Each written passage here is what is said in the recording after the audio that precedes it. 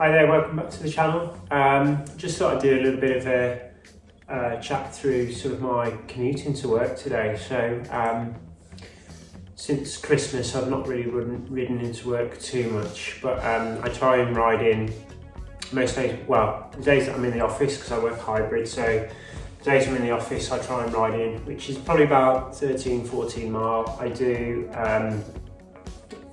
one day I'll probably have as an easy day where I'll have done an easy run in the morning, then commute in, and then commute home.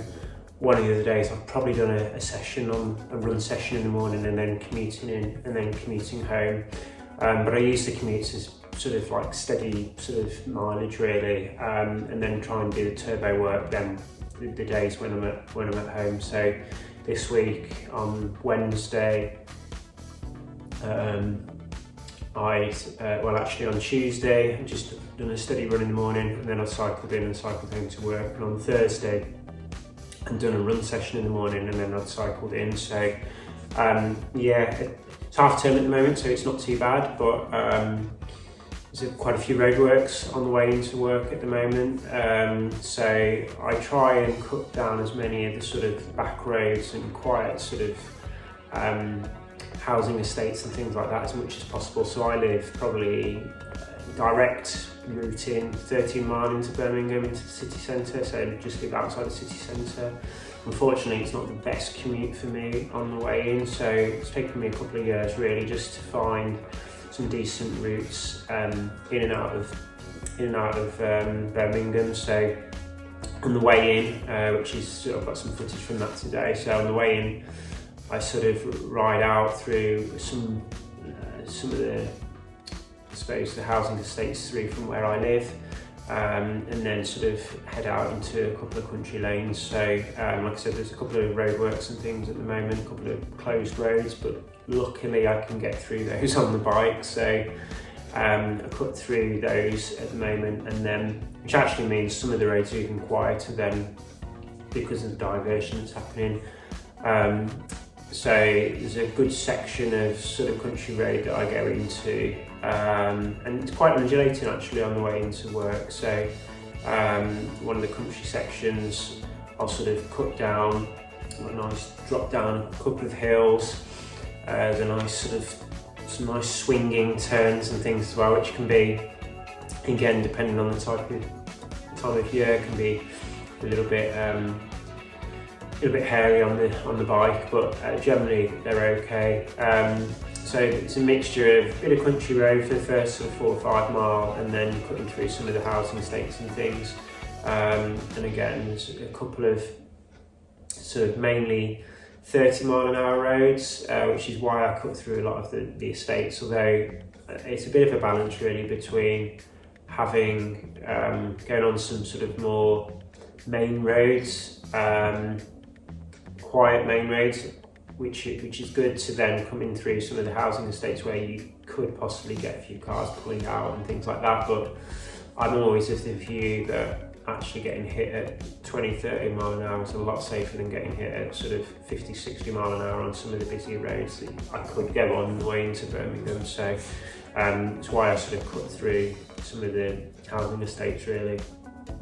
And after about sort of 5-6 miles, I sort of halfway in, I've got just on the outskirts of Birmingham, there's a hill called Mucklow Hill, which is about 10%, and it's a real sort of nice drag really. I say nice, but sort of bottom gear on the way up, and it's sort of at the beginning quite a nice gradient. It says 10%, but I think it's probably in places more than that because of the way that the climb is. So the first section is pretty steady. I would have maybe guessed at about sort of 7-8%. It sort of levels off halfway through to sort of go around a bit of an island, and then it kicks back up again, which I think at that point it's 10% plus on the last little kicker up the sort of the dual carriageway. And to be fair, that's probably the worst section of the ride that I do, because unfortunately at that point, obviously climbing I'm going a lot slower than I would on the flat or on the downhill, so inevitably the traffic's coming past at a lot quicker speed.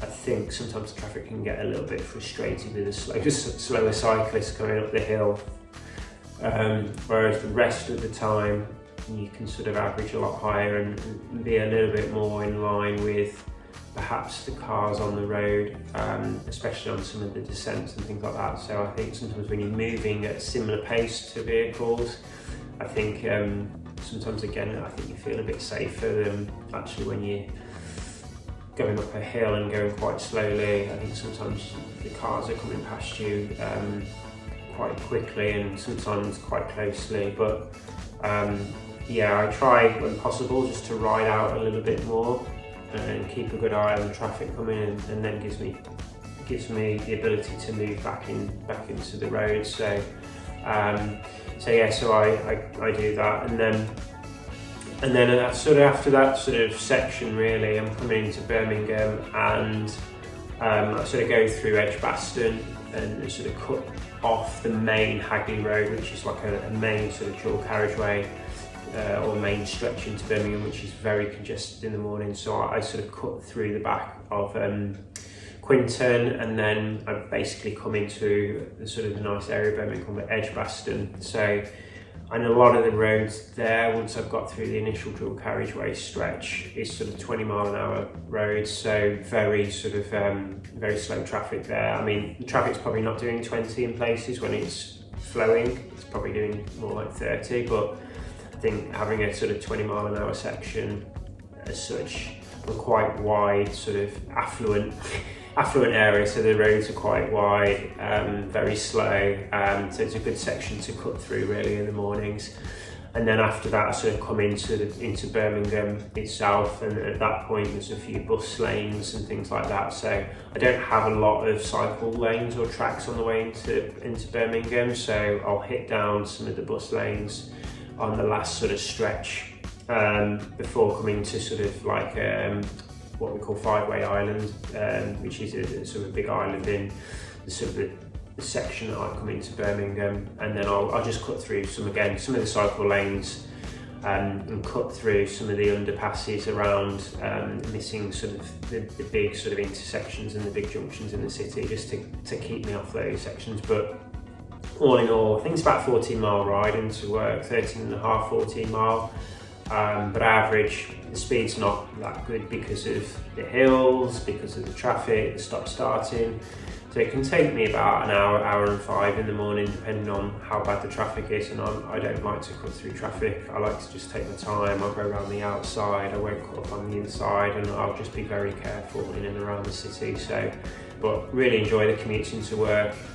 Saves me sitting on the turbo, and again, it adds another sort of block to the session on those recovery days where I'm running and then 2 bike sessions, so I'm getting close to 3 hours a day sessions whilst I'm at work, so pretty much 2 hours before work of a bike and a run, and then another 55 to an hour on the way home. On the way home, slightly better, to be honest, in terms of speed, and it's a bit more direct. I can go a bit more of a direct route on the way home because of where our office is. I don't sort of have to navigate around a silly one-way system and stuff. So, but yeah, I really enjoy the commutes.